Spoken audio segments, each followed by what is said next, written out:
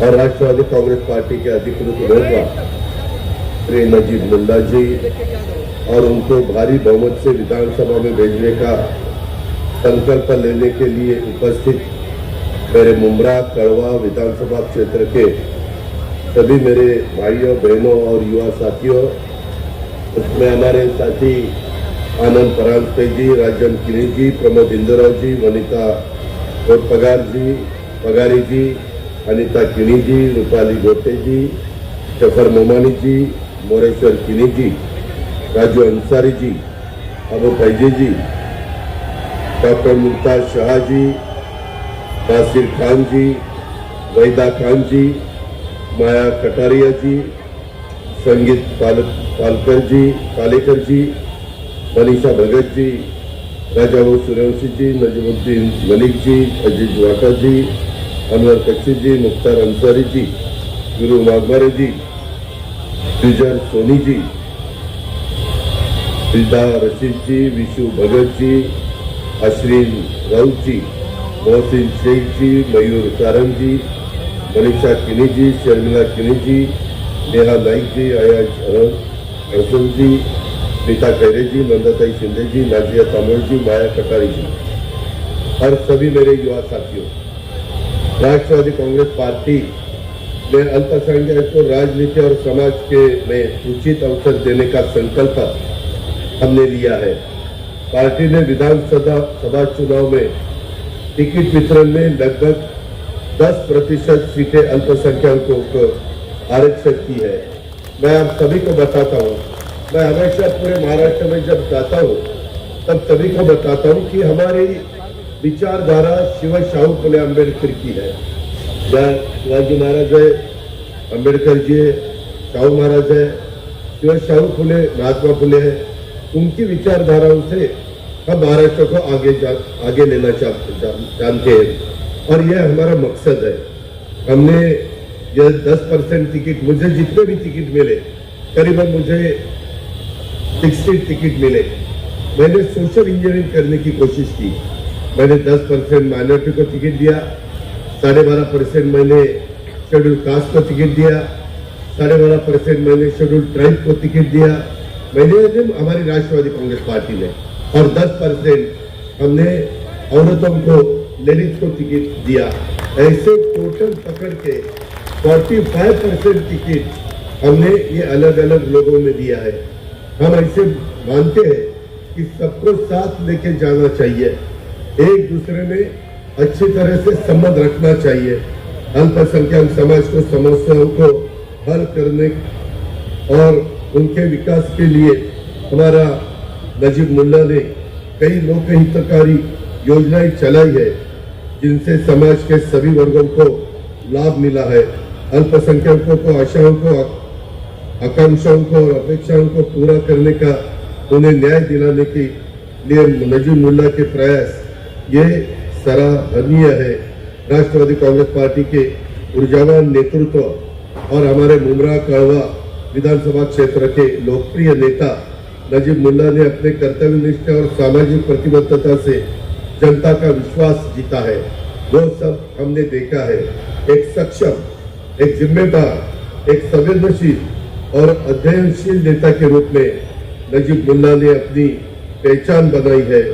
छत्रपति शिवाजी महाराज, छत्रपति शाहू महाराज, महात्मा ज्योतिराव फुले और डॉक्टर बाबा साहेब अम्बेडकर जैसे महापुरुषों के विचारों और कार्यों को आगे बढ़ाते हुए नजीब मुल्ला ने हमारे राष्ट्रवादी कांग्रेस पार्टी के प्रगतिशील और सर्वधर्म समभाव के विचारों को जनता तक पहुंचने की महत्वपूर्ण भूमिका निभाई है।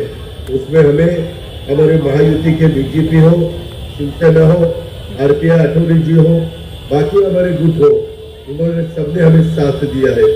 उनके नेतृत्व में मुमरा कड़वा क्षेत्र के विकास को मुझे विश्वास है गति मिलेगी।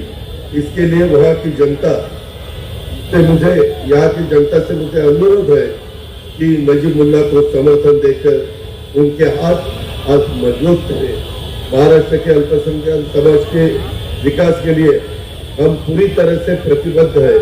समाज की शिक्षा, समाज के लिए आरक्षण और सुरक्षा जुड़ी समस्याओं को समझकर पर ठोस कार्रवाई को की जा रही है। अल्पसंख्यक समाज की प्रगति और सामाजिक सुरक्षा देने के लिए एक ठोस कार्य योजना हमने बनाई है। राष्ट्रवादी कांग्रेस पार्टी और महायुति के माध्यम से इसका लगातार पालन किया जा रहा है और राज्य सरकार इसको लागू कर रही है। समाज के प्रत्येक व्यक्ति को गुणवत्तापूर्ण शिक्षा और नौकरी में आरक्षण और समाज में स्नेह, सौहार्द और भाईचारे का माहौल तैयार करने का सामाजिक सुरक्षा प्रदान करने के लिए हर संभव हम प्रयास कर रहे हैं और हमें आगे भी प्रयास किए जाएंगे। अल्पसंख्यक समाज के सामाजिक, आर्थिक और शैक्षणिक विकास के लिए नई योजनाएं और अवधारणा लागू की है। इन पर जागरूकता बढ़ाने के लिए कई कार्यक्रम भी आयोजित किए हैं। राज्य सरकार ने विभिन्न योजनाओं के लिए भरपूर वित्तीय सहायता प्रदान की है। यह सहायता छात्रों और युवकों और महिलाओं, वरिष्ठ नागरिकों के जैसे हर वर्ग तक पहुंचाने की हमारी कोशिश है। उसके बारे में आप बिल्कुल फिक्र मत रखना। राज्य के अल्पसंख्यक समाज की समस्या के समाधान के लिए राज्य सरकार और राष्ट्रवादी कांग्रेस पार्टी और हमारी महायुति पूरी तरह से प्रतिबद्ध है। ये केवल विचारों से नहीं बल्कि कार्यों से भी सिद्ध हो चुका है। पिछले एक वर्ष में कई निर्णय इसका स्पष्ट मिसाल है। मैं आपको बताता हूँ, जैसे हमने बैकवर्ड क्लास के लिए भारती बनवाया, जैसे हमने शेड्यूल्ड ट्राइब के लिए आरटी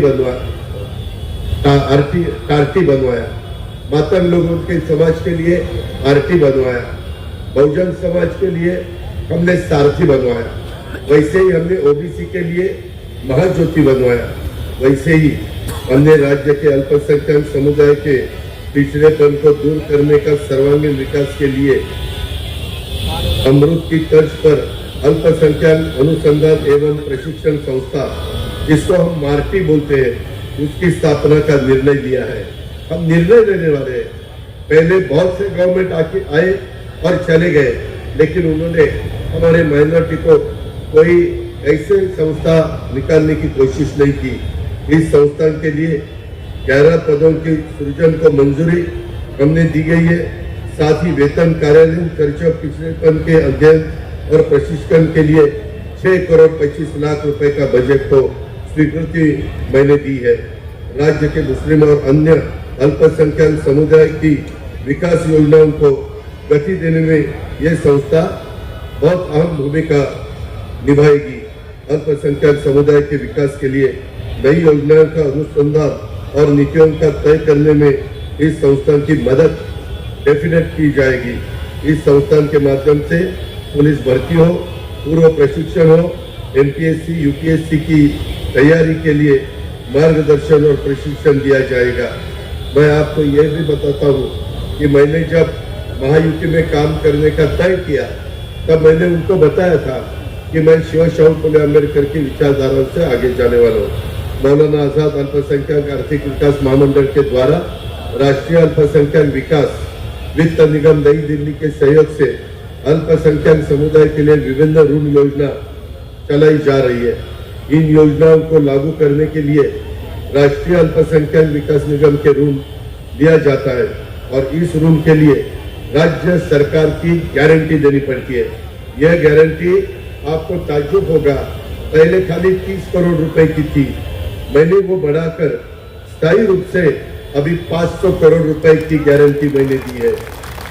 महामंडल की पूंजी बहुत कम थी, मैंने इन्हें बढ़ाकर 1000 करोड़ रुपए की कर दी है।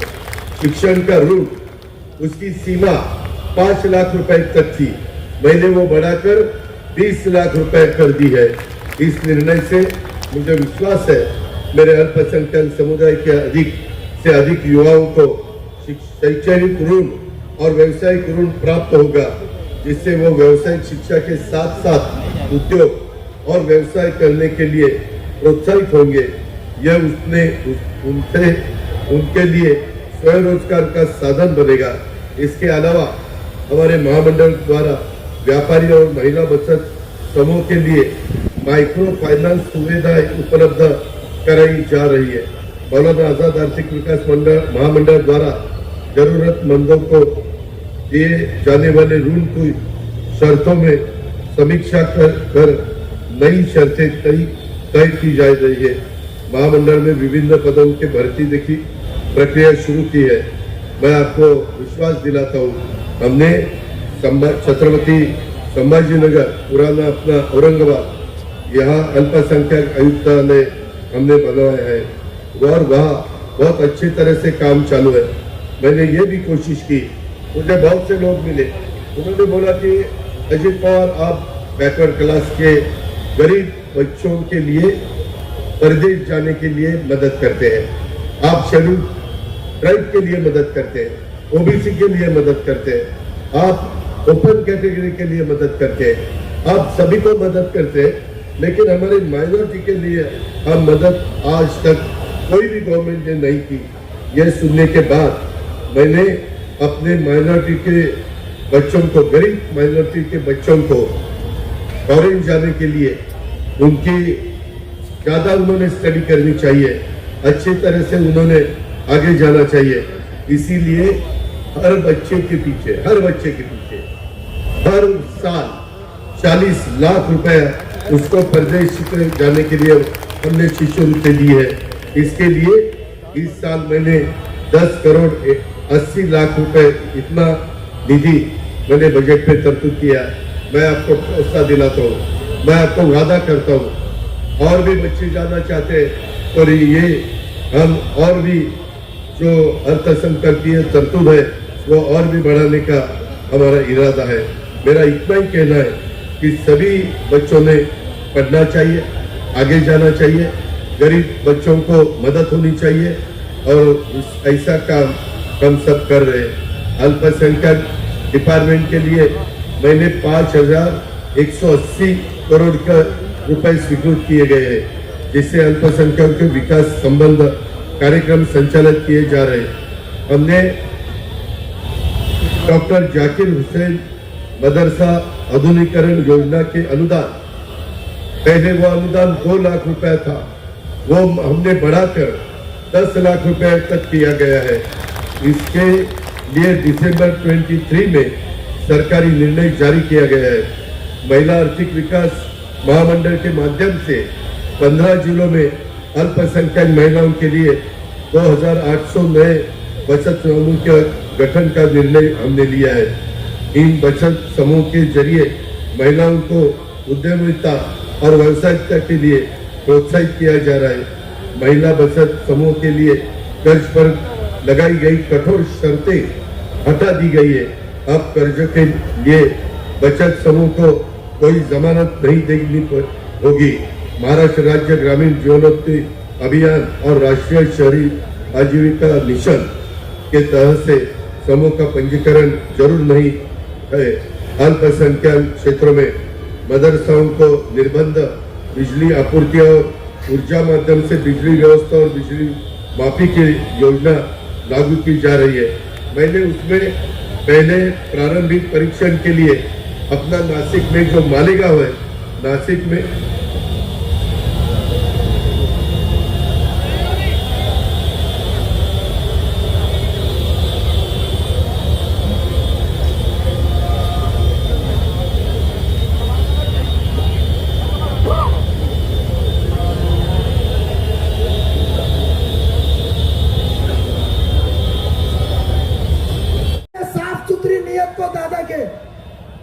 कि 7 विधान परिषद के सदस्य में 7 आमदार कैबिनेट को चुनना था। राष्ट्रवादी के हिस्से में 2 आए और सिर्फ 2 आमदार के अंदर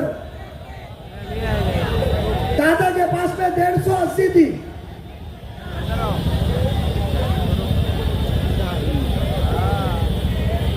उम्र है, चलता है। जबर भाई ट्रैफिक की वजह से चलेगा, लोग बोखला गए हैं। मैं इतनी तवज्जो चाहूंगा कि 2 आमदार मिले। सुबह क्या कहा दादा ने, मुझे आज भी याद है। परोस इतवार की रात थी, हम बाबा सिद्दीकी साहब की मैयत से गए। दादा ने कहा जब से यह महाराष्ट्र की तामीर भी है, जितनी मेरी आददाश है विधान परिषद में कभी ऐसा दिन नहीं आया था कि मुसलमान का नुमाइंदा नहीं था। पर अफसोस कि आज यह दिन है कि विधान परिषद में एक भी मुसलमान का नुमाइंदा नहीं है। उनकी आवाज कौन कहेगा, उनके तकलीफों के ऊपर ऊपर कौन बात करेगा। दादा ने 2 सीट मिली है पूरी महाराष्ट्र से, लोकसभा में वोट नहीं मिले उनको मुसलमानों के, फिर भी उसने कहा कि मैं मेरी सोच से कॉम्प्रोमाइज नहीं करूंगा। और उन्होंने सांगली से माजी महापौर एक सादे से घर के आदमी को, इद्रिस नाइकवाड़ी को आमदार दिया। ये नियत है, ये साफ सोच है। दादा, यहाँ की आवाम बहुत परेशान है। आज यहाँ बहुत ही मसले हैं। दादा, इलेक्ट्रिक के विषय के ऊपर मुझे बात करनी है।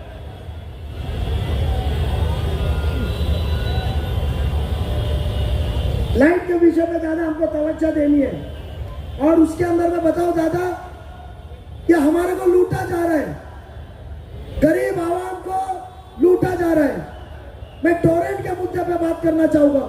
दादा, आपकी इजाजत है तो ये आवाम की राय लेने से पहले मैं ये 1 मिनट की एक ऑडियो क्लिप है, आपको मालूम होगा दादा कि इधर हुंडेकरी नाम का एक कार्यकारी अभियंता था जिसने 1 मार्च 2020 को टोरेंट को अपना सुपुत्र छोड़ा एमएससीबी का। मैं वो हुंडेकरी की ऑडियो क्लिप सुनिए दादा। हमारा अंदर जिसको हमने नेता मान के उसके लिए जान दी थी, आज वो पॉकेट मारने को निकले गरीबों का। दादा, वो ऑडियो क्लिप सुनिए, ऑडियो क्लिप लगाओ। आणि आवाज जर अक्षरांचा तेवढं जमत होतं. यांनी होते ना, बरोबर आहे. त्यांनी नाही नाही त्याला निवडून येण्यासाठी एमसीबी आणि म्युन्सिपाल्टीचं पाणी सगळं बरोबर. त्याला पूर्ण माहिती आहे, त्याला सगळं पूर्ण नाही केलेलं आहे. शेवटी मला फोन आला होता त्याला, आता नंतर फोन आला होता एसी म्हणून इकडे समस्या होती, पण नको म्हणत होतो तो नुसता बघा विचारा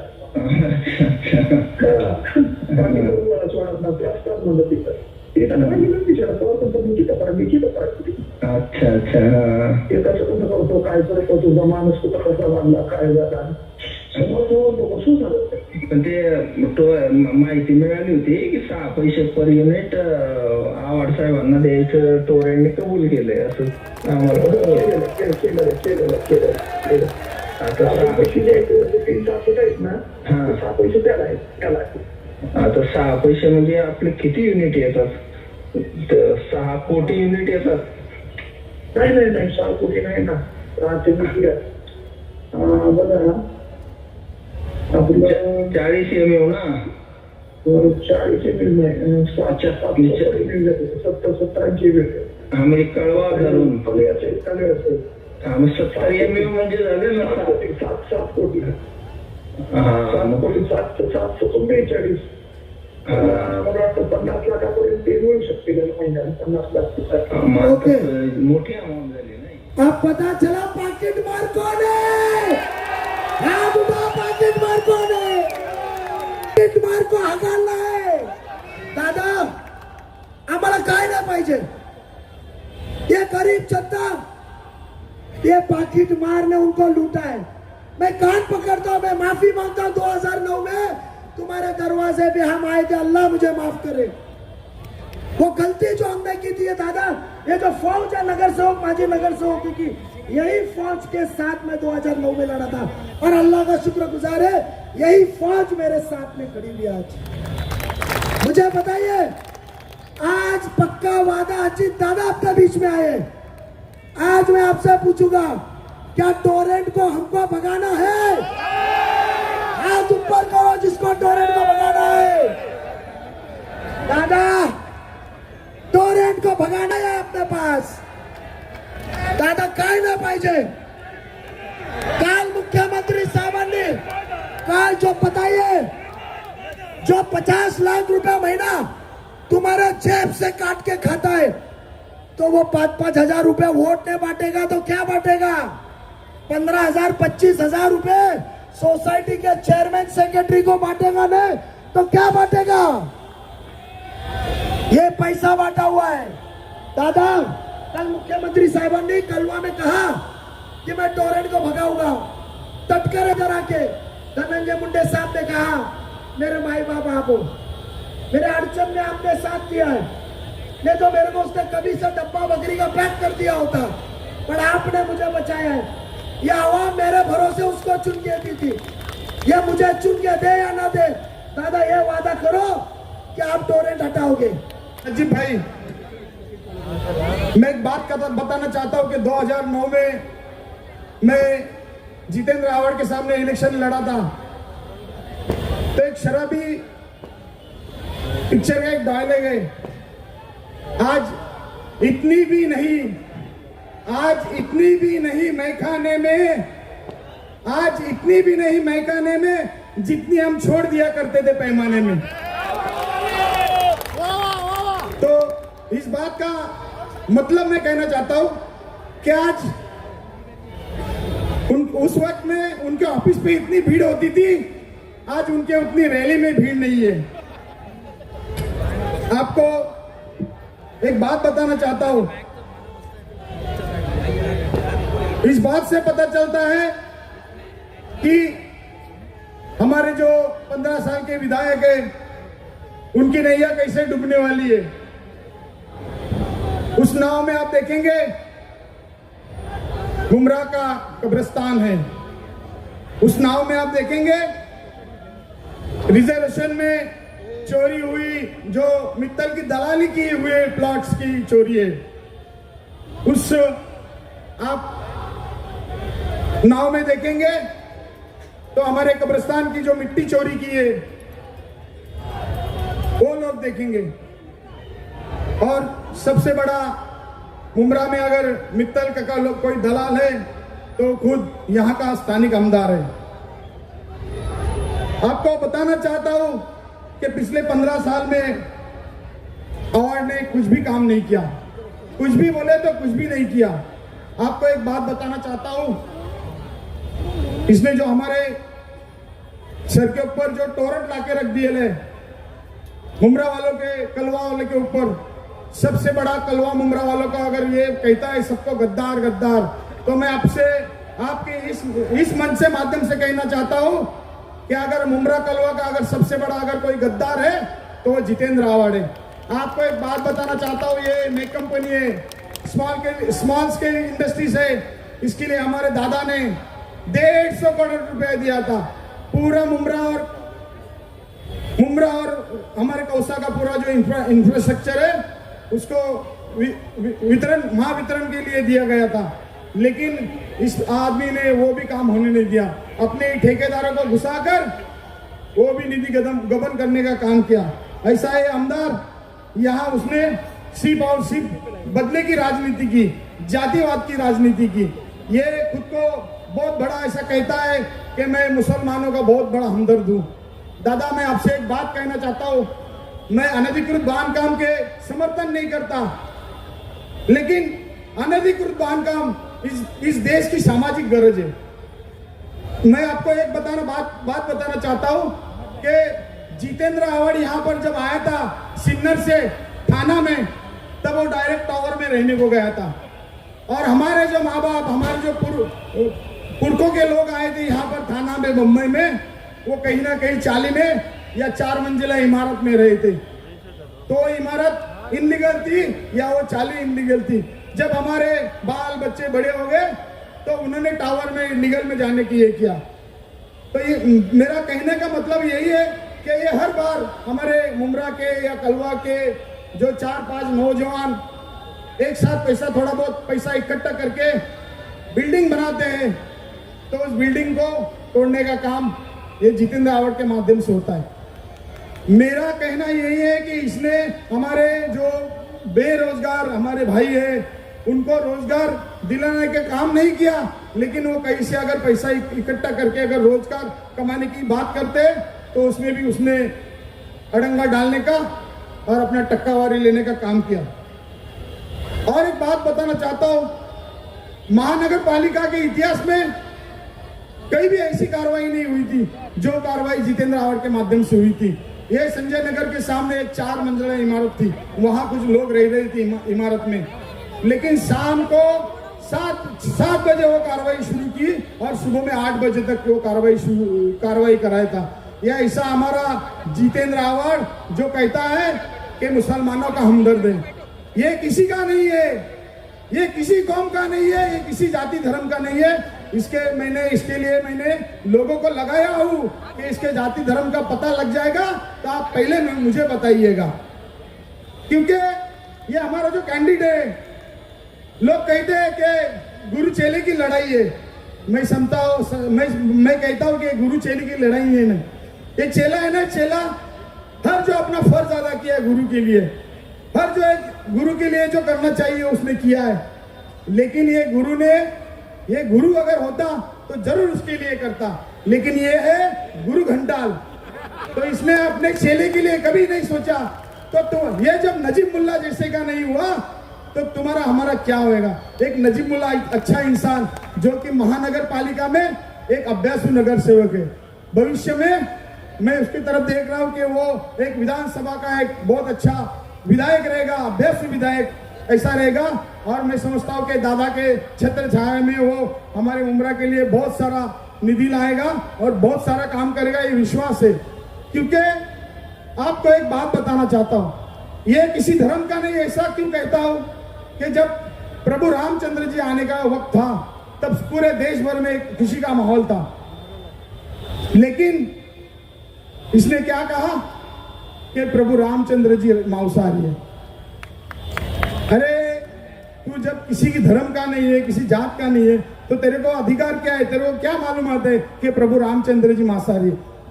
तो मेरा कहना इतना ही है, मैं दादाजी से एक विनती करता हूं कि इस महाराष्ट्र में अगर महायुति को सबसे डैमेज करने वाला अगर कोई नेता होगा तो जितेंद्र आव्हाड है।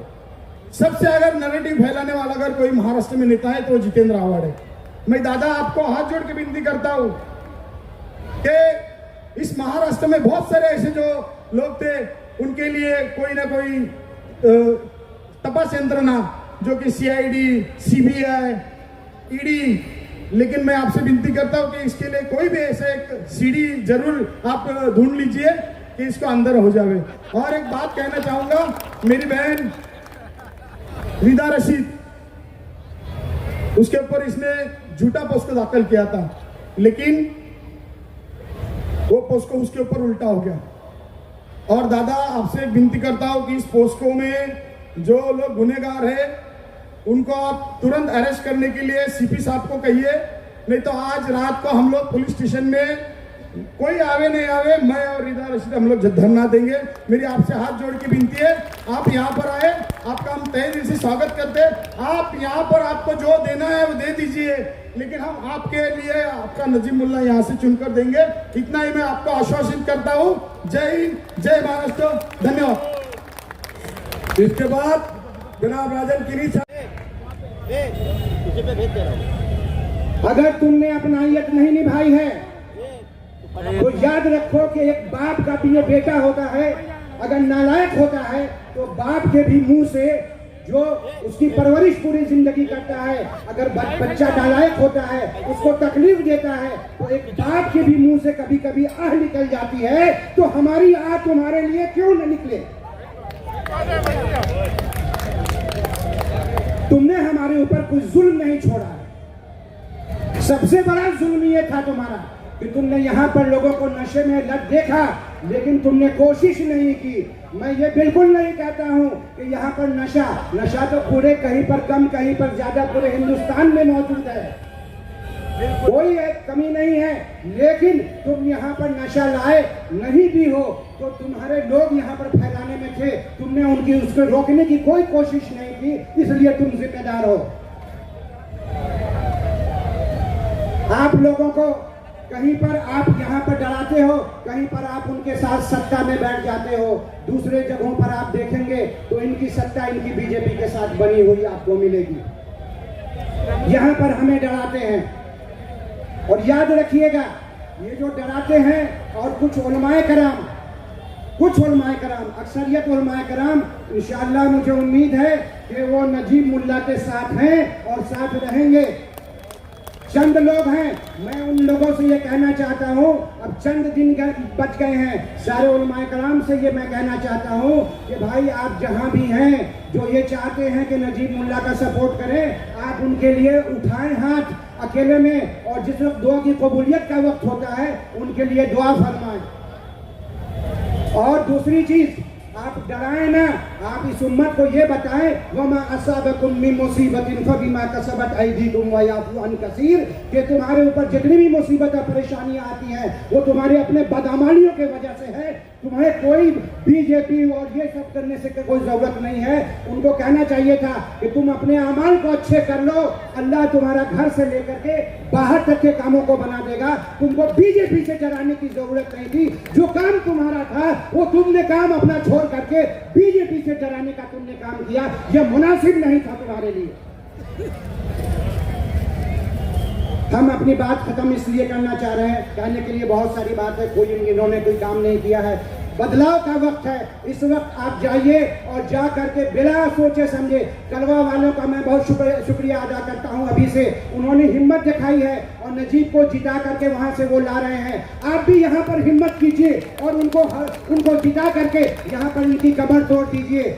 आप लोग से दरखास्त है 20 तारीख को जाइएगा और जाने के बाद आप 2 नंबर का बटन जो घड़ी है, जो हमेशा से आप जिस पर देते आए हैं, उसी को फिर से दबा करके एक बार फिर अच्छी तरह इनको कामयाब कीजिए। इंशाअल्लाह हमारा यहाँ का तकदीर बदलेगा। मैं भी इनका साथ दूंगा, हर डेवलपमेंट में मशवरा देता रहूंगा, कहता रहूंगा। खुदा हाफिज़।